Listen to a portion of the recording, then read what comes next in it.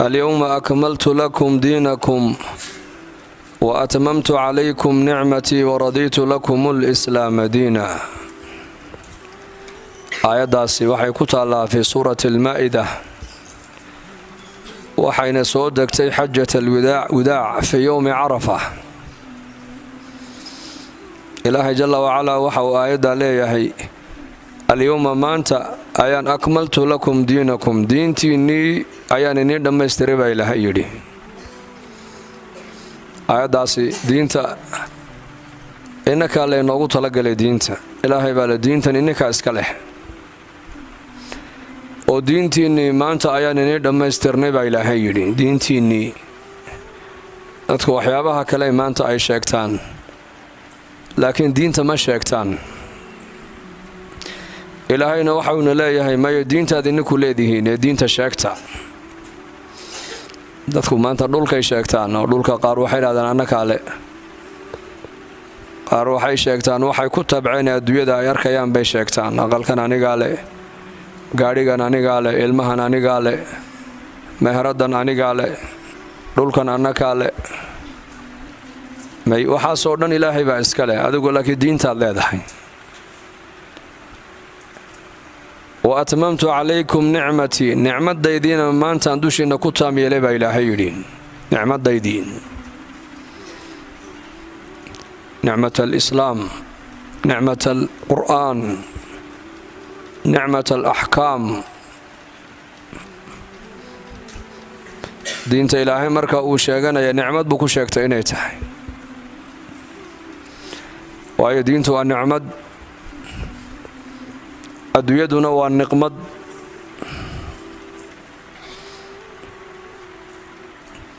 diinta ilaahay nicmad ku sheegaa mar walba. dadka ilaahay dushooda uu nicmada uu dhigayna markuu ka waramayay ilaahay waxa uu lahaa adoomihii dushooda aan nicmada dhignay baa ilaahay lahaa in huwa illaa cabdun an'amna calayhi wajacalnaahu mathalan libani israa'iil. نبي الله عيسى عليه السلام إلهي مركو كورمي وحولها عيسى ابن مريم ما هين هدو أهانا وحو أهاؤون الضون بوها الضون اندوشي سنعمد دقنبوها با إلهي يدي وجعلناه مثلا لبني إسرائيل ربني إسرائيل آنو قدقنا مثل أي كود أيضان. نبي عيسى عليه السلام الضون بوها سدا أي نصارضو أي شيغيان ما هين addoon buu ahaa, addoon ilaahay buu ahaa, rasuul buu ahaa ilaahay soo diray tabaaraka wa tacaala. markaasaa ilaahay leeyahay addoon dushiisa nicmad aan dhignay buu ahaa. nicmadda markay culimmadu ay sharxeen waxay yidhaahdeen nicmadda uu ka warramayo ilaahay nicmadda adduunyada ma ahayna waa nicmadda diinta weeyaan. oo nebi ciise calayhi salaam adduunyada aqal uu galana ma lahayn, dhar xataa cawradiisa qariya oo aad u waaweyn oo fadfaadana ma sidan jirin baa la yidhi. in yaroo markaa cawradiisa uu ku asturo unbuu nebi ciise lahaa calayhi salaam. dhar badan oo innaku maanta sida aan dharka aan u leenahay nebi ciise dhar tiro badanna ma lahayn, in yaroo cawradiisa uu ku asturo unbuu lahaa. adduunyadana nebi ciise aqal kuma lahayn baa layidhi. markii layidhi aqalkaadii mee wuxuu yidhi aqalkayga saqfigiisuna waa samada, gogashayduna wuxuu odhan jiray waa faraashkayguna waa dhulka. laba shay buu nebi ciise adduunka dusheeda ku lahaa bay culimmadu yidhaahdeen, barkin uu barkado iyo weel yaruu biyaha ku dhaansado ku cabo ama uu ku maydho. labadaasuu nebi ciise wax adduunya uu ku lahaa. labadiina nebi ciise calayhi salaam uu ka maarmay oo iska tuuray. waxauna kaga maarmay markuu arkay nin reer miya oo sacabkiisa biyaha ku cabaya kuna maydhanaya. markuu arkay ayuu yidhi waalkani waa igu ziyaado, deedna uu iska tuuray. haddana maalin kaluu arkay nin baadreer miya oo gacantiisa maaragtaanay ka dhigtay barkin oo barkaday. markuu arkay ayuu yidhi maaragtaanay barkintanna waa kugu ziyaado, waa israafe. iyadiina uu iska tuuray. marka nicmadan ilaahay nebi ciise uu dushiisa dhigay ee qur-aanka uu sheegaya bay culimmadu yidhaahdeen ma ahay nicmad adduunye ee nicmadda adduunyada nebi ciise sidaa culimmadu ay sheegeen buu ka ahaa. oo adduunka dusheeda aqal kuma lahayn, gogol maaragtaane uu ku seexdana ma lahayn, weelal uu cuntada ku cunana ma lahayn, dhar uu ku babadishana ma lahayna in yaroo cawradiisa uu ku asturo uunbuu lahaa nebi ciise calayhi salaam laakiin nicmadan qur-aanka uu sheegaya bay culimmadu yidhaahdeen waa nicmadda maaragtaane nicmatulhidaaya ilaahay baa hanuuniyey ilaahay baa islaamnimada ku deeqay shareecad la yidhaahda injiil baa ilaahay u soo dhiibay nebi rasuula ayaa ilaahay ka yeelay bal shanta nebi ee nebiyada ugu qiimaha badan leh ululcasmi la yidhaah qur-aanku sida gaarka uga warramay ayuu nebi ciise ka mid ahaa calayhi salaam qur-aankana meelo fara badan baa ilaahay ku sheegay nebiga magiciisa iyo taariikhdiisaba marka innakana ilaahay baa inagu leh alyowma akmaltu lakum diinakum maanta ayaan diintiinnii ininka inii dhammaystiray wa atmamtu calaykum nicmatii nicmadaydiina maanta ayaan dushiinna ku taam yeelay waradiitu lakum lislaama diina diinta islaamkana baa ilaahay aniga raalli inigala noqdo inii doortay baa ilaahay nagu yidhi aayaddaasi markaa xajat alwadaac bay soo degtay markii in yahuudiya ayaa cumar bnu khataab ku yidhi aayaddaa maanta dushiinna ku soo degtay haddii annaka noo soo degi lahayd maalintaasi ciid iyo farxad baan ka dhigan lahayn deedna cumar bnu khataab radiallaahu canhu markaa buu nebiga u sheegay calayhi salaatu wasalaam deedna markaa buu nebigu yidhi oo sow ciidul adxa soo maahayn buu nebigu yidhi ciidul adxa labada ciidood ee muslimiintu ay leeyihiin inay farxaan loo jideeyey waa ciidul adxa iyo ciidulfitri ciidulfitrina waa tii rabadaanka ka dambaysay kowda shawaal ahayd ciidul adxana waa ciidda carafo weeyaan labadaa ciidood muslimiintu maxay ku farxaan baa layidhi waxay ku farxaan ciidda soonkana waxaa lagu farxaa soonkii aad maalinkiina aad soo dhammaystirtay qiyaamolaylkiiyo taraawiixdiina ilaahay uu ku dhammaystiray ayaa farxaddeeda lagu farxayoo loo ciidaabay culimmadu yidhaahdeen soo ciidda ciidul adxana waxaa loo ciidayaa shareecadda iyo diinta maalintii nebigeenna la noogu dhammaystiray xajat alwadaac ayaa layidhi diintii baa laynii dhammaystiray ku farxa baa layidhi markaa maalintaas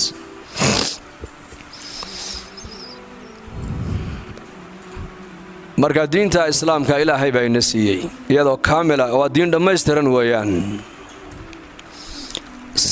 seeskeeguna waa arkaan alislaam iyo arkaan aliimaan saqfigeega halka ugu sarraysana waa xusnul akhlaaq bay yidhahdeen culimmadu diinta islaamku sees aqal walba marka la dhisaya sees buu leeyahay seeska diinta islaamku waa arkaan alislaamka iyo arkaan aliimaanka arkaan alislaam an tu'mina billaah an tashhada an laa ilaaha ila allah wa anna muxamadan cabduhu wa rasuuluh وتقيم الصلاة وتؤتي الزكاة وتصوم رمضان وتحج البيت إن استطعت إليه السبيل أركان الإسلام كي أركان الإيمان كنا واللحويان أن تؤمن بالله وملائكته وكتبه ورسله واليوم الآخر وبالقدر خيره وشره من الله تعالى لحظة أركان الإيمان والتوحيد كشهادتينك بماركتان اللقوة إضافين يا والهوس إيمان يا مويان ركنك أساسي وحويان وإله جل وعلا إله إن الرمي لا آمن ويان نبى نبينا ويمد عليه الصلاة والسلام وحول قل لي في الإسلام قولا لا أسأل عنه غيرك لا أسأل عنه أحدا غيرك نبي الله دينتا إسلام كقول إقده adiga dabadaana ciidanba aanan weydiinin markaa buu nebigu ku yidhi calayhi salaatu wasalaam qul waxaad tidhaahdaa aamantu billaahi uma istaqim waxaad tidhaahdaa ilaahay waan rumeeyey waan aaminay daedna diinta islaamka ku toosnow buu nebigu yidhi istiqaamo ku yeelo diinta islaamka ilaahay kuugu deeqay aamin ilaahay kamaa huwa biasmaa'ihi wa sifaatihi jalla wacalaa sida ilaahay jalla wacalaa uu xaqa u yeeshay in loo aamino u aamin asmaada ilaahay aamin sifaadka ilaahay ee asaligana aamin sifaat allaahi caza wajalla ilaahayna mar walba ha ka fikirin daatadiise waxaad ka fikirtaa khalqigiisa ilaahay ka fikir لا تتفكروا في ذات الله بنبي قل تتفكروا في مخلوقات الله ولا تتفكروا في ذات الله فتهلكوا بنبي قل عليه الصلاة والسلام هكفكرنا بنبي قل يا إلهي جل وعلا لكن واحد كفكر إنسان بنبي قل إلهي مخلوقات كيس كفكر أسويدين إلهي جل وعلا سدو يجيهي طول يجيهي taa ha ka fikirina buu nebigu yidhi. yaa abuuray, ayaa dhalay, halkuu ka yimiday, halkuu ka bilaamay, may ha isweydiin. taa haddaad ka fikirtaan buu nebigu leeyahy waad halaagsamaysaan. laakiin waxaad ka fikirtaan ilaahay makhluuqaadkiisa ka fikira. makhluuqa ilaahay abuuray ee horteenna socda eeg oo deedna ilaahay casa wajalla awooddiisa ka dhex arag. marka ilaahay aamin kamaa huwa biasmaa'ihi jalla wacalaa wa sifaatihi, sifaadkiisa ilaahay aamin. deedna umma istaqim, ilaahay markaad aaminto ee shareecaddiisa islaamkana aad aaminto ee shareecaddiisa islaamkana aad ku dhaqanto, waxaa laga rabaa diinta islaamka inaad ku yeelatid maaragtaana istiqaamo ku yeela, ku sugnow. markaa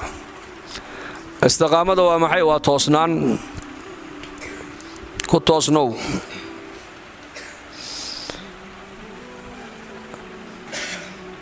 dadkuna diintan inay ku toosnaadaan waxay culimmadu shardi uga dhigan laba shay: qofku inuu iimaan dhaba leeyahay oo iimaankiisu kaamil yahay, iyo inuu haysto maaragtaane mujtamac wanaagsan oo diin ku dhaqmaya inuu haysto qofku.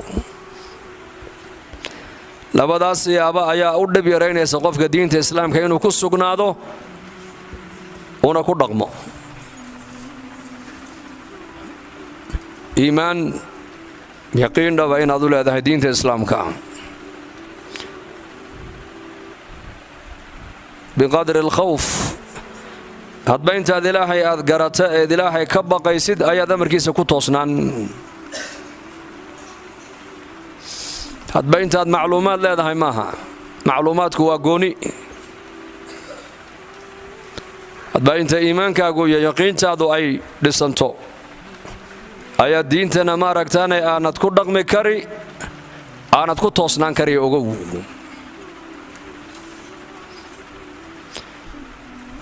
haddii iimaankaagu daciifuu yahay, mujtamacaad dhex joogtana uusan mujtamac diini ka muuqata uusan ahayn, diintaada waxay noqonaysaa markaa gallinna dhinac baad jirtaa, markaa gallinba dhinac baad aadi. markaas zamanku hadduu xumaado oo ummaddu ay fasaado, inaad ummad fasaaday oo xumaatay diin aad ku dhex danayn kartaa way adag tahay. inaad diin aad ku dhaqmi kartaa ummad fasaada dhexdeeda way adag tahay. mujtamac wanaagsan wuxuu kugu caawinayaa inaad diintaada wanaagsan aad ku dhaqantaa. mujtamaca liita ee cibaadadiisu liidatee dhaqankiisu uu fogaadayna waa fududahay marka inaad adiguna mujtamaca aad raacdo ay ku qayiraan. ninkii reer bani israa'iil ahaa ee 99 nafgooyey ee yidhi nin caalima oon mas'alo diiniya weydiiye ii tilmaama, nin raahiba ayaa loo tilmaamay. raahibku waa ninka caabidka cibaadada badan leh laakiin aqoontiisa axkaamtu ay yar tahay weeyaan. deedna markaasuu u yimid oo wuxuu ku yidhi 99 naf baan gooyee toobad miyaan leehay? markaa buu yidhi may, adigu toobad ma lihid. fa kammala bihi 100 baa layidhi, boqolkiibuu isagii kaga dhigo qoortuu ka gooyey. isagii 100 buu kaga dhigay. haddana ninkii uu fadhiisan waayey wuxuu yidhi ila raadsada buuhi, ila raadiyo ii doondoono ii tilmaama nin caalima oo mas'alada aan weydiiyo toobadda. markaasa fadulla calaa caalimin, nin caalima oo axkaamta yaqaana ayaa loo tilmaamay.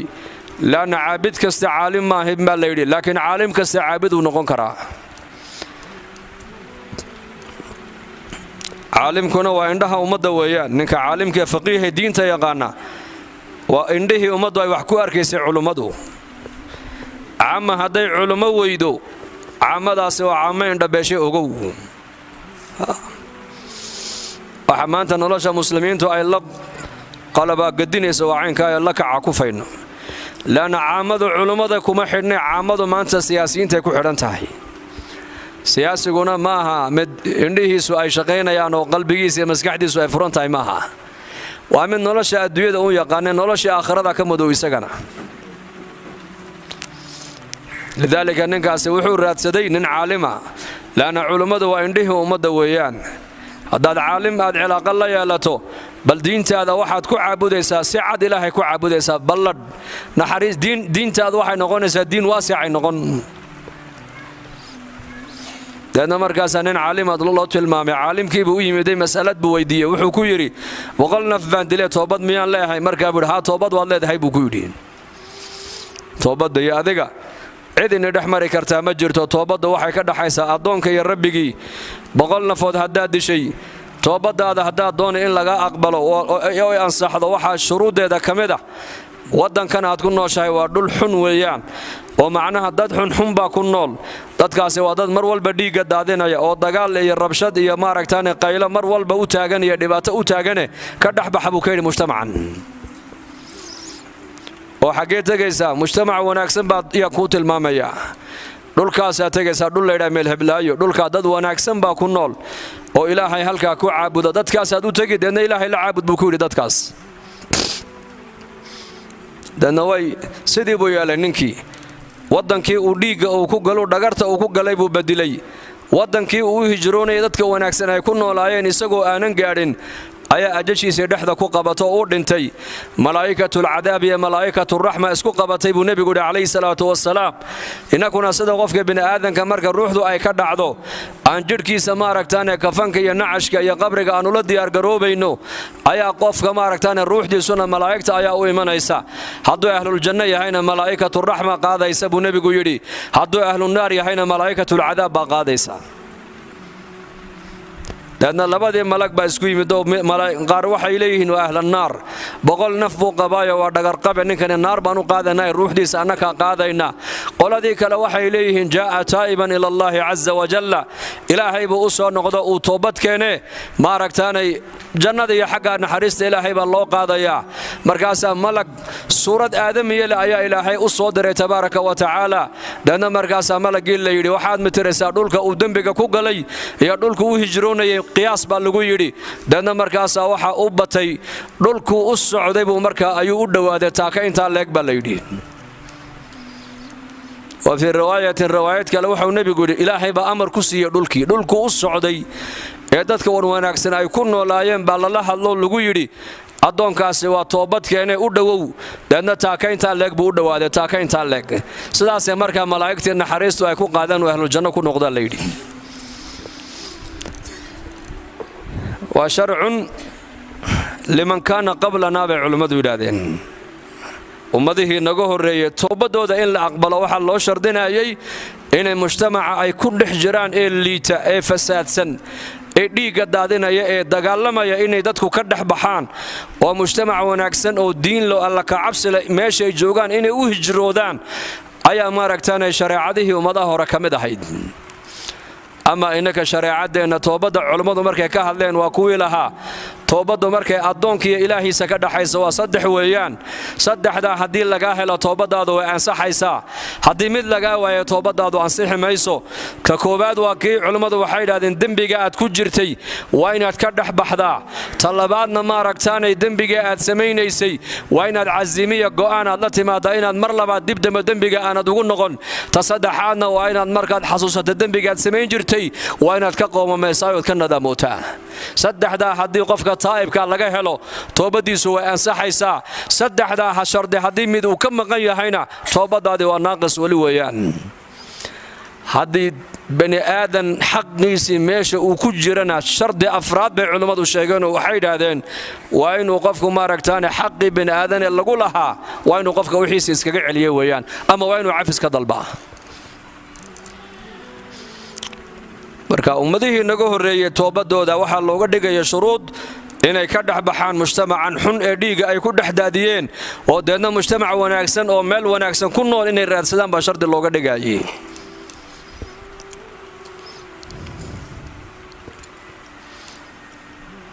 marka waa min asbaab istiqama ala diin qofku inuu diintiisa ku toosnaado oo ku sugnaado labada bay culimadu shardi uga dhigaan inuu iimaankaagu kaamil yahay hadduu iimaankaagu kaamil yahay oo yaqiintaadu ay dhab noqoto mujtamac kastood ku dhex jirto ku saamayni maayo laana qalbigaaga ayaa ka buuxa iimaan iyo Allah ka cabsi baa ka buuxa mujtamacu ku saamayni maayaana waxaad noqonaysaa muumin baad noqonaysaa xaalad walba ilaahay aaminsan oo ilaahay amarkiisa ku toosan talabaadna inaad diintaada ku toosnaataay oo ku dhaqantaa waxa sabab u noqon kara waa inaad heshaa mujtamac wanaagsan oo diinta ku dhaqmayo diinta danaynaya anta mujtamaciyadeena ka warana ku dhaxnoolahay sigada diinku dhaqankeedee inta tukatay inta aanan tukan inta tukata ayaa yar oo inta aanan tukan bay naga badan maanta islaamaha xaafad walba waraysta tuulo walba waraysta magaalo walba qiyaasa dadka tukanaya inta aanan tukan baa ka badan inta tukanaysa iska daa diinku dhaqankeedii nabigeenu calayhi salaatu wasalaam waa kii lahaa almar'u calaa diini khaliilihi falyandur axadukum ilaa man yukhaalil qofku saaxiibka ciddaad saaxiib ka dhigata diinta uu qaba unbaa diin adigana kuu noqonaysa ee nin walooba ninkaad la saaxiib iska eeg buu rasuulku yidhi bulshadu waa taas bulshad wanaagsan haddaad hesho inaad wanaagsanaataa way suuragali haddii laakiin bulshada aad ku dhex nooshahay bulshad liidata oo cibaadadu ku yar tahay oo salaadu ku yar tahay oo fisqiga iyo fujuurka iyo macaasidu ku badan tahay haddaad ku dhex nooshahay waxaa suuragal inaad si wada noqoto adiguna marka dambe dadkii soo hijrooday waxaa ka mid ahaa cubaydullah binu jaxshin nin la odhan jiray zaynab binti jaxshin waa nebiga calayhi salaatu wasalaam xaasaskiisii xaas ka mida walaalkeed iyo xaaskiisii uu qabayoo la odhan jiray ramlata binti abi sufyaan ramlata binta ibnata abi sufyaan aabbaheed wuxuu ahaa magaalada maka caaqilka magaalada maka ama suldaanka magaalada maka ayuu ahaa qoyska ugu laandheersan ee magaalada maka ugu tiro badan ee ugu tayada fiicanna way ka dhalatay laakiin inay aabbaheed iyo hooyadeed iyo walaalaheed inay ag joogto waxay ka fadishay inay iimaankaygiiyo diinteeda ay la hijrooto oy kala hijrooto bilaad alshirki ay u hijrooto waddan ay iimaankaygiiyo diinteeda xor ay ugu haysato halka innaka dadkeennu maanta wadannada muslimiinta ay ka hijroonayaan ay uga hijroonayaan maaragtaan ciyaalka ayaan tacliin la raadsanayaa ciyaalka ayaan caafimaad la raadsanayaa ciyaalka ayaan nabad la raadsanayaa ciyaalka ayaan bariis la raadsanayaa may waxaa diinta islaamka kuma ogolo waddan muslima inaad ilmahaaga ka qaadataa oo waddan gaala aad u doonataa maciishad diinta islaamka kuma ogolo diinta islaamku waxay ogoshahay wadannada maaragtaane gaalada ee iimaankaagiiyo diintaada dhaawacaya inaad kala soo hijrootaa ilmahaaga ood u soo hijrootaa meesha aad isleedahay iimaankaagiiyo diintaada way ku xafidmaysaa inaad timaaday diinta islaamku ku ogoshahay ramlata binta abi sufyaan ninkeedii cubaydullah binu jaxshin bay ayay la hijrootay ilaa iyo ardulxabasha markay yimaadeen malika najaashi baa soo dhoweeyey saxaabada rasuulka afhayeenkooga u hadlaayay wuxuu ahaa jacfar ibni abi aalib radia allaahu canhu deedna boqorkii wuxuu weydiiyey diinta islaamku maxay nebi ciise ka qabtaa waxau ku dul akhriyey suuratu maryam buu ku dul akhriyey ملك النجاشي للما كدادتي وإذا سمعوا ما أنزل إلى الرسول ترى أعينهم تفيض من الدمع مما عرفوا من الحق يقولون ربنا آمنا فاكتبنا مع الشاهدين وما لنا لا نؤمن بالله وقد جاءنا من الحق ونطمع أن يدخلنا ربنا مع القوم الصالحين في سورة المائدة إلهي جل وعلا واكا كغور رمي حالة بقر كان النجاشي كتمدي مركي جعفر بن أبي طالب ودوشي سكو أخريي سورة مريم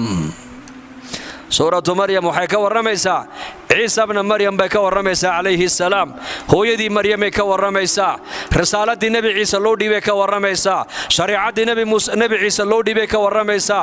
anbiyo fara badan bay ka waramaysaa boqorka dushiisa markii suurada lagu akhriyayna lilmada ka daadato ilaahay waa kay noogu sheegay oo quraanka ayay maqlayaan quraanka markay maqlaan indhahooga lilmadu ka hoobanaysaa baa ilaahay yiri garashada ay garteen inuu yahay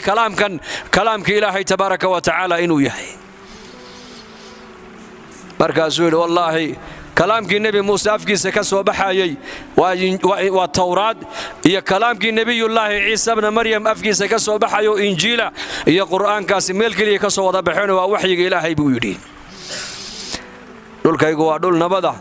amni baad ku haysataan cadaalad baad ku helaysaan halkaa iska degay buuhi ku noolaado halkaa ilaahay ku caabuda marka aqal yar bay markaa qoys intii u wada socotayna aqal yar baa la siiyey dhisteen oo cariish bay dhisteen gabadha ramlata binta abi sufyaan radia allaahu canha habeenada ka mida waxay ku manaamtay ninkeedii oo suuraddiisii la bedilay markaasay ku tiri waryaa waxaan ku manaamay adoo suuradaadii la bedelay maxaa ka jira sidee wax u jiraan wuxuu yidhi waxaad aragtay waxba kama jiraan naga seexa buu ku yidhi haddana habeen labaad bay ku manaamtay ninkeedii oo suuradiisii la bedelay markaa bay ku tiri warrayadii baa igu soo noqotee see wax u jiraan ii sheeg haddana habeen saddexaad bay ku manaamtay markaa bay isagii baa runta sheegoo ku yidhi anu diintaydii waan bedilayoo diinta islaamka waan ka baxo diinta nasaaradan galay buu ku yidhi inna lillaahi wa inna ilayhi raajicuun ayaan darro weeyaan oo ayaan darane ninka islaamnimo la soo hijrooday ee maka kala soo hijrooday iimaan iyo islaamnimada inuu badbaadsado ee ardal xabasha markuu yimidana fitnoobay waa nas'al allah alcaafiya ilaahay baan ka magan galnay inuu inankana na fidneeyo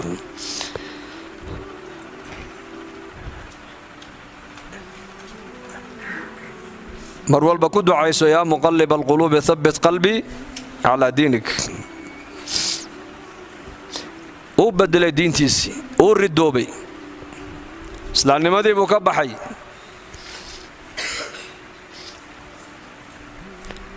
mar hadduu qofku diinta islaamka ilaahay siiyey uu ka baxo diin kaloo xaqoo adduunyada jirta ma jirta ogow laa yasmacu bi axadu min hadihi alummati yahuudiyun walaa nasraaniyun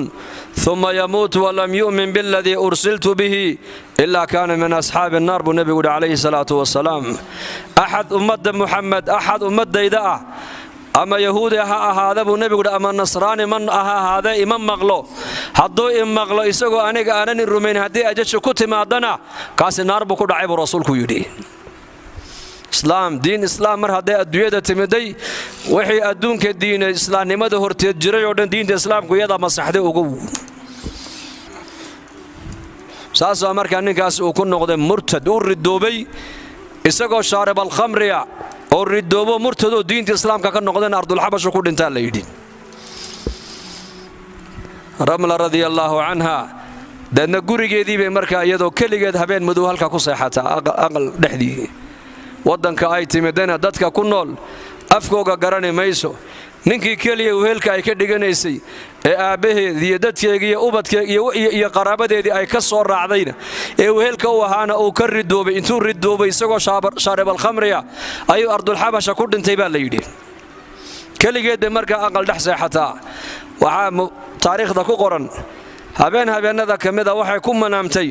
dayaxa oo ka soo dhacay samada oo dhabteeda ku soo dhacay ummu salama radiallaahu canha oo jamaacadda muhaajiriinta la socotay bay manaamkii u sheegtay oy tidhi manaamkaa baan arkay balii cabira markaasay dumarkii la soo hijrooday waxay ku yidhaahdeen wallaahi garan mayna waxaan u malaynaynaa nin sayid suldaan caaqil boqor waxaa bini'aadanku darajaad iyo mansab adduunka dusheeda ay ku sheeganayaan nin ka wada darajad sarreeya inuu zawj ku noqoni doono ayaan arrintaasi u malaynaynaa dayaxa dhabtaada ku soo dhacay ayaan ku cabiraynaa bay ku yidhahdeen riyada wanaagsan eed ku manaamtaa ilaahay xaggiisay ka ahaatay buu nebigu yidhi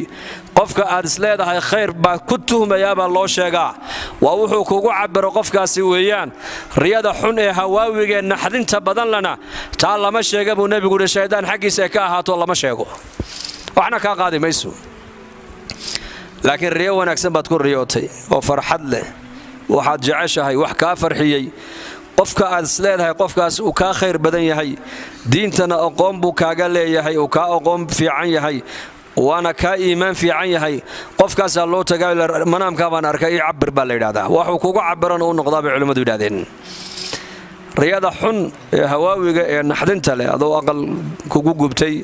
ama adoo gaadhi kula qallimay ama adoo diyaarad kula dhacday ama adoo aas ka qayb galay ama adigoo bugka ama adigoo fool xun riyooyinkaa xunxun lama sheego waayo shayddaan bay ka ahaatay buu nebigu yidhi calayhi salaatu wasalaamoo habeenkii riyada noocaasee naxdintale markii lagu manaamee lasoo ambabareel la kaco waxaa sunno ah 3 jeer baa qandhuuf yar dhinaca midig baa laga tufa xagga bidix ayaa naqas yar laga afuufaad acuudu bikalimaati illaahi taammaati min sharri maa khalaq deedna markaa jiifka dhinacaad u jiiftana waa la bedelaa buu rasuulku yidhi sal alla alay wasalam marka iyadu waxay ku manaamtay dayax samadayaxi oo samada ka soo dhacay oo dhabteeda ku soo dhacay waa riyo wanaagsan markaa bay u sheegtay Salama radiyallahu anha riyadii waxa loogu cabiray nin mansabkiisa iyo darajadiisa waxaan ku qiyaasnaa annagu aanan garanaynin ayaa zawj ku noqon doona baa lagu yiri yaa u noqday markaa zawj ma taqaanaan nabigeena Muhammad alayhi salaatu wassalaam ayaa Jibriil baa u yimid oo ku yiri rabbiga baa ku soo salaamayay salaam baa rabbi kaaga wadaa waxaana lagu amrayaa inaad guursatid Ramlata bint Abi Sufyaan gabadha ninkeedii ku weyday Ardul Habasha ee Ilaahay dartii Ardul Habasha iyadoo muhaajirada u joogta ee kaligeedna aqalka yar ee cariishka dhex seexanaysa gabadhaas zawjad inaad ku noqoto lagu amray halka ka guurso ka mehersan lagu yiri dadna markaa uu nabigu soo diray markaa ergo boqorkii Najaashi baa nabiga meherka ka bixiyay dadkii iyada la socdayna waxay ka dhex dooratay Khalid ibn Saciid ay ku tiri adiga iga noqonaya bay ku tiri ma aragtaani waligayga adiga iga noqonayo ada dad igu dhow taana markaa bay noqotay ummul muuminiin radiyallahu anha Ramlata bint Abi Sufyaan gabadh qiimo badan bay noqotay Madiina ayaa nabiga loogu keenay kaleey salaatu wasalaam daana Madiina markay timiday ayuu nabigu dajiyay aabaheed Abu Sufyaan oo markaa gaala oo wali aanan islaamin ayaa magaalada Madiina u yimid inuu nabiga la galo sulx iyo heshiis markay nabiga wada hadleen ee ay sulxigii arrimihii laga wada hadlay ayuu istiri bal inantaadii Ramla sii maro sii buuqo daana markaa buu aqalkeedii buu galay gogoshii nabigeenu ku jiifsanaya markuu yiraahdo ku fadhiisatid gogoshii bay ka hor qaaday baa la yidhi markaa buu sidaa u eego wuxuu ku yiri aabo ma firaashka aniga ii qalmin mise ana firaashka u qalmin buu ku yiri maxaad iga hoos qaaday markaa bay ku tiri may aaba firaashkan waa firaashkii nabi Maxamed alayhi salaatu wasalaam uu ku jiifsanayay uma qalantid inaad adigu aad ku fadhiisatid bay ku tiri waayo adigu nin mushrika oo nijaasa ayaa tahay firaashka nabi Maxamed waa firaash daahira bay ku tiri dal firso iimaanku waa cajiib waa aabaheedii dhalay islaamnimada markay timaado diinta islaamku waa inaad garataa ayaa la xidhiidhinayn ayaa wax la siin ayaa wax la siinayn ayaa la jeclaan ayaase la jeclaanayn ayaa xidhiidhka loo jari ayaa xidhiidhka loo dayn waxaasoo dhan diinta islaamka ku amraysa alwalaa walbaraa bay culimadu yidhahdaan alwalaa walbaraa yaase la xidhiidhin ayaase la goyn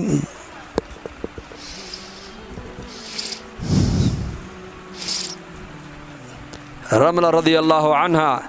gabar taariikh labay noqotay markii dambe taariikhdeedu cajiib ay tahay marka diintooday la baxsanayeen siday u badbaadiyaan iimaankooda islaamnimadooda Suhayb ar-Rumi radiyallahu anhu ayaa markuu hijroonayay Ardul Hab markuu hijroonayay Madiinada al-Munawwara nimankii mushrikiintu dhaxday u galeen markaasay ku soo baxeen nin malqabeen Abu Suhayb radiyallahu anhu Aba Yahya waxay ku yiraahdeen Suhaybow adigoo sacluuka oo faqiira ayaad magaalada Makka noogu timiday waxa dhaqaale ee maanta haysatana magaalada Makka dhexdeeda ayaad ka samaysay ma waxa doonaysaa dhaqaalihii intood qaadid Makka dhexdeeda aad ka samaysay inaad Madiina la tagtid may dhaqaalaha ma qaadan kartid baa lagu yiri waa ku dilaynaa wuxuu yiri waad dilaysaan laakiin ana waa nidili buur ana wuxuu baan niga dili ogaada buur dagaalkana qaana buur nin waxaan ahay Roomiya leebka sida loo gana ayaan aqaana haddaad idishaan waad iga tira badan tihiin laakiin ana rag baan galaafan buu ku yiri haddaad dhaqaale oo doonaysaan dhaqaalaha ana ay nisiin buur lacagteedii oo dhan waan nisiin intaan watano gacantan iniga saari magaalada Makka ee ka soo baxay wixii dhaqaale meel yaalana waa nii tilmaami laakiin dariiqa ay banayay buu ku yiri dariiqaas waayo nabigeeygi Muhammad alayhi salaatu wasalaam iyo saxaabadeedii baa ka daba tagaya iimaankayga iyo diinteyda ayaan ilaalsanayaa iimaankayga iyo diinteyda wax walba aniga igala qiimo badane dariiqa ay banayay buu ku yiri mare agtooda diinta qiimo leh agtooda maxaa qiimo lahaa iimaanka lacagtu qiimo ma leh وهاجاك بيدادين لعقتي بقعنت كسر وكان قات magaalada makana madaxweynaha lacag ba igu aasana ka soo faqday buu halkaana kala soo baxa laakiin wadada ay banayay buu ku yiri rasuulkaygii baan u tagay kaleey salaatu wasalaam ومن يهاجر في سبيل الله يجد في الأرض مراغما كثيرا وسعة ومن يخرج من بيته مهاجرا إلى الله ورسوله ثم يدركه الموت فقد وقع أجره على الله هجرة السعودان هجرة مؤبدة ماها هجرة يرو وقت ير أو كوبان انتي مقنادان أي مقالة مكة كسون نغنيان ماها وهجرة مؤبدة أقل ذو ذي بيكتغيان بيروه ذي بيكتغيان تجارة ذو ذي بيكتغيان قرابة ذو ذي بيكتغيان وحي دورتين إلهي رسول قيسي دورتين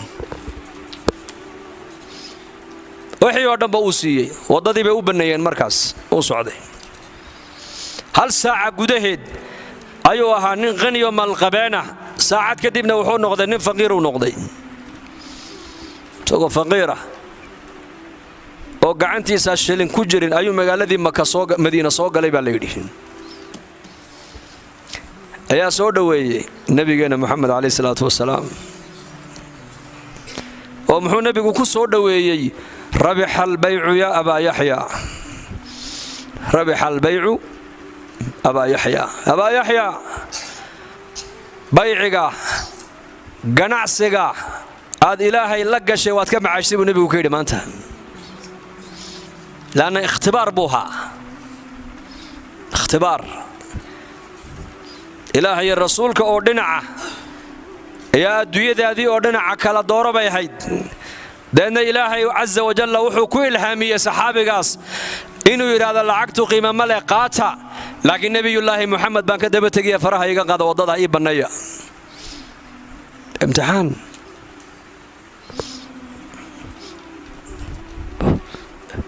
لأن مركز النبي يقول لي ربح البيع أبا يحيى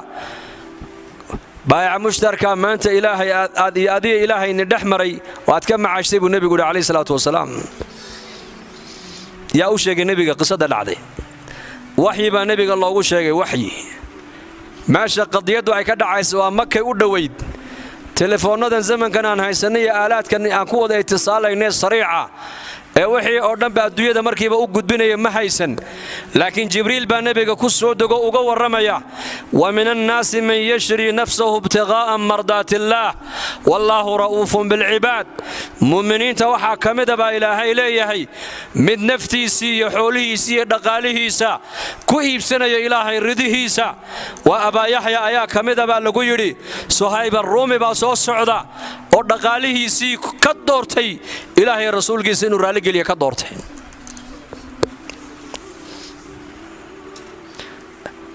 lacagtu agtooda qiimo ma leh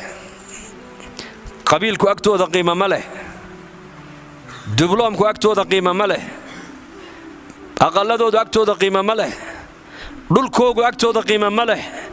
agtooda waxa qiimo leh ilaahay rasuulkiisa sallallahu alayhi wasallam kana maanta dhalinyaradeenu haday cadhoodaan waxay ku carabaxaan inay ilaahay nabiga aflagaadeeyaan ay diinta aflagaadeeyaan oo malaa'igta aflagaadeeyaan oo miyaanad ogeyn niman quraan akhrinaya oo xufaada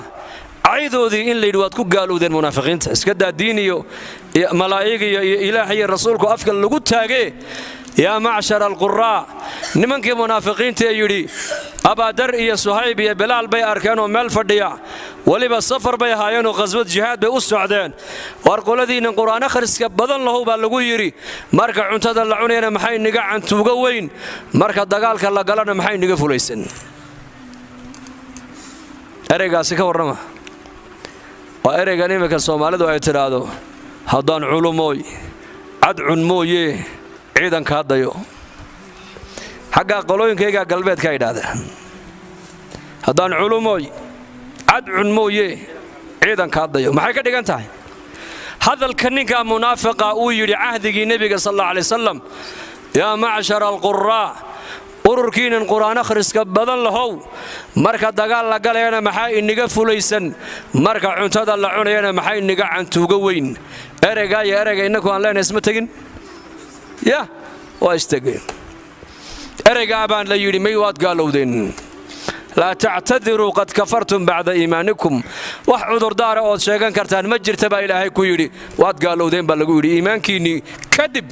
gaalnimaad ku dhacdeen baa lagu yidhi waad gaalowdeen famaa maxaad u malayn markaa ninka ilaah iyo nebiga afka ku taagayana ilaahay hanu soo noqonno han toobadkeenno diintu kaftan ma gasho wamaa huwa bilhazli baa ilaahay yidhi wamaa huwa qur-aanku dheeldheel mu galaa dheeldheel ma galo ma aamana bilqur'aani man istaxalla maxaarimahu wixii qur'aanku xarrimay ninka xalaashada ilaahay iyo rasuul iyo qur-aankiisa ma aaminin baa la yidhi qur-aanku muxuu xarrimay qur-aanku beentuu xarrimay qur-aanku muxuu xarrimay gabadhu inay dhar khafiifa intay xidhato magaalada dhex marto qur-aanku uu xarrimay qur-aanku wuxuu xarrimay diinta in lagu dheeldheelo qur-aanku uu xarrimay qur-aanku muxuu xarrimay salaada inay camdan kuu dhaafto qur-aanku uu xarrimay shareecadda islaamku waxay xarrimtay ninka xalaal ka dhigta buu nebigu leeyahay ilaahay iyo rasuulkiisa iyo qur-aankiisa ma aaminin buu yidhi qofkaas ilaahay hanu soo noqonno han toobadkeenno natuub ila allah oo diinteennan islaamka han ku toosnaanno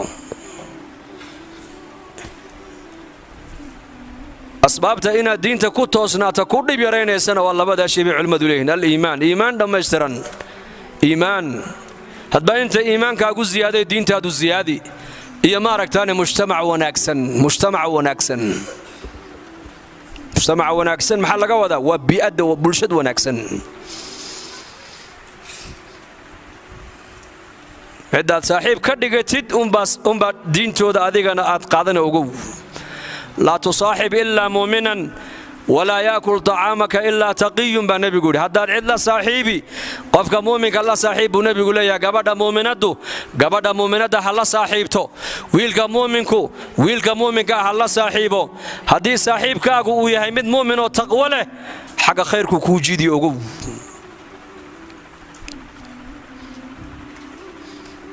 walaa yaakul طacaamaka ilaa taqiyun baa nebigu yidhi haddaad wax bixinaysidna waxaa awlaaya inaad siisa ka ilaahay ka baqaya haddaad sadaqad bixinaysid haddaad sakada bixinaysid xataa qaraabadaada haddaad wax siinaysid kuwooga alla kacabsiga la xidhiidhiyo horta wax sii limaada kan ilaahay ka baqaya waxaad siisaa ilaahay daacaddiisu u adeegsan oo wanaaggu u adeegsan haddii aad siisa laakiin kan macaasida iyo qafladda ku jira waxaad siisa ilaahay cisyaankiisu u adeegsan marka mufsidka ha taageerina saalixa ayaa la taageeraa mar walba saalix iyo faasid mufsid iyo muslix dadku waa afartaa qaybood mid waa saalix waa mid isagu wanaagsan keliya bas naftiisa u wanaajiyey dadka kalena waxba kama gelin saalix baa laydhaa kaa waa saalixun linafsihi waa qofka keligii naftiisa wanaagsan wanaajiyey weeyaan midna waa muslix weeyaan naftiisana uu hagaajiyo uu toosiyey dadkana wuu hagaajinayaayo wuxuu leeyahay oo khayrka kaale ku soo xidhma buu leeyahay madaaristuu furayaa ummaddii buu islaaxinayaa qur-aankii buu barayaa gabdhihii buu asturka kala hadlayaa sunnadii nebigu ummadda ugu yeedhayaa masaajidda tacmiirka ugu yeedhayaa waa muslix weeyaan kaa muslixu intuu adduunyada joogana ilaahay waxa uu leeyahay halaaga soo dadajin mayno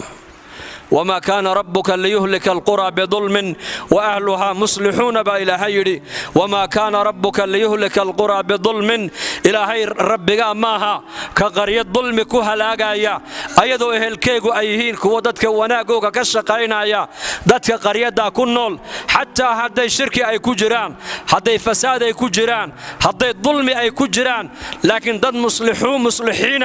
وناق أمد لدح وريقيا أي دح جوغان dadka islaaxinaysa ay ku dhex jirto ilaahay waxa uu leeyahay halaagooga soo dadajin mayno halaagi mayno amma haddii dadku ay yidhahdaan waan wanaagsannahay annagu dadka xunna waxba nagama gelin kaa saalixa halaaga soo socda celini maayo macal isagana waa la halaagi markaas صالح يا مصلح فاسد يا مفسد فاسد كنا واكن نفتيسا فسادية مفسد كنا واكن مدى فساد كلا دح سعودا بلايا ذا قيل يسائيو meela ayuu dhalinyarada ku kulminaya dhalinyaradii gabdhaha iyo wiilashu meelaha ku kulmaan buu sameeynaya mufsid alaat alfasaad meel walba dhigaya marka afarta qole adduunyada ku nool saalix muslix faasid iyo mufsid marka mufsid muslix waa inaad noqotaa muslix dadku inay noo hagaagaan waa in laga shaqeeyo hagaaga ummadda lidaalika madarasadaha jazaahum allahu khayr macallinka noo yeedhay allah ka jazaaysiiye waa asbaabta mujtamaca islaaxinaysa waxaa ka mid a madaarista qur-aanka ka mid ah bal waa ka kow qur-aanku qofku markuu qur-aanka barto qur-aanku qofka iimaanku u biirinayaa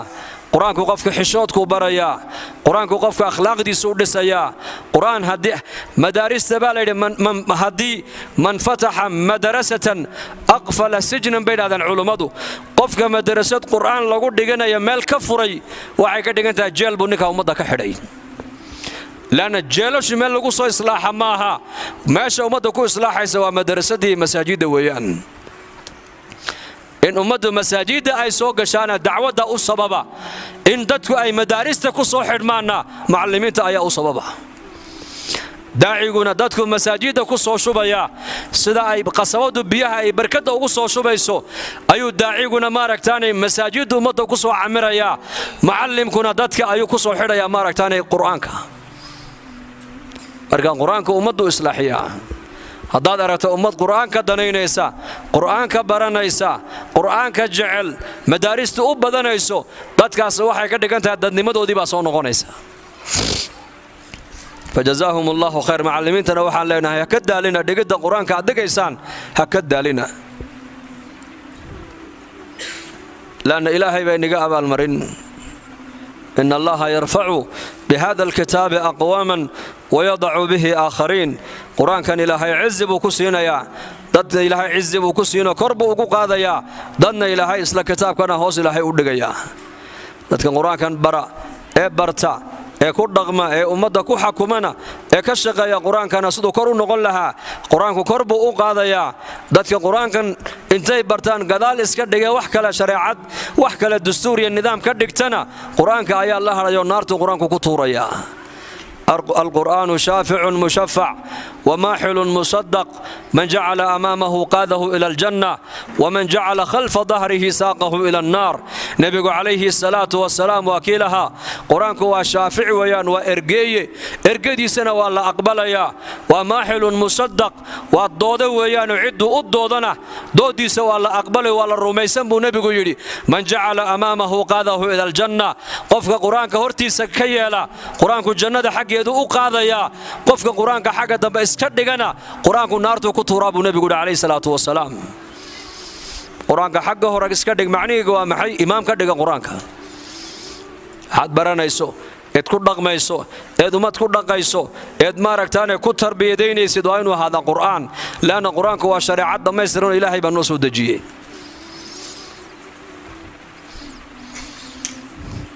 barka ilaahay diinta hay nagu sugo آمين هذا لا تكونوا إن معبوا نبي قولي أن تقول إن أحسن الناس أحسننا وإن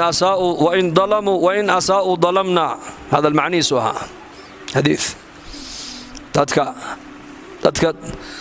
dadka ku yiraahda anu hebelo macaagaanahay har noqon buu nabi guriya yani qof walba iska raaca qofka cidii u timaadaba ay kaxaysato har noqon waa dadka yiraahda buu nabi guriya dadku haday wanaagsanaanay haday xumaadaanna maaragtaan iyaga uma ka midnahay ha oran buu nabi guriya sida ha noqonina kuwa sida oranaya walaakin wattinu anfusakum ba nabi guriya naftiina dariiqa mustaqiimka ku toosiya buu nabi guriya dadku haday wanaagsanaadana la wanaagsanaada haday dadku xumaadaanna buu nabi guriya xumaanina buu rasuulku yiri la takunu معاغانahay anu hebel baan la jiraa dadkan la soconnaa caalamkan la soconnaa bay ku odhanayaan qaarkood war caalamka xaq u socdaa la socoto sheekh caalamka la socdaa caalamka xaq u socdaa caalamku haawiyuu ku socdaa ha raacin ilaahay iyo rasuulkiisa iyo culimmadu warkay kuu sheegayaan raac caalamka waxba kaama gelin caalamku madaxu ku socdaa ilaahay iyo rasuulku waxay ku leeyihiin mijahaaga ku soo soco waad noo imanayeen afaman yamshi mukibban calaa wajhihi ahadaa amman yamshi sawiyan calaa siraatin mustaqiim lugahaaga ku soo soco lagu leeyo kaalay caalamkan la socdaa haddaad tidhaahda waxaad ka dhigan tahay indhali iyo dhegeli ayaan dadka u raacayaa caalamku maanta ma indhaqabee ha ku dayan waa la indhabeelay way dhagabeeleen dadka adduunyada ku nool maanta meel kale u socdaan raacin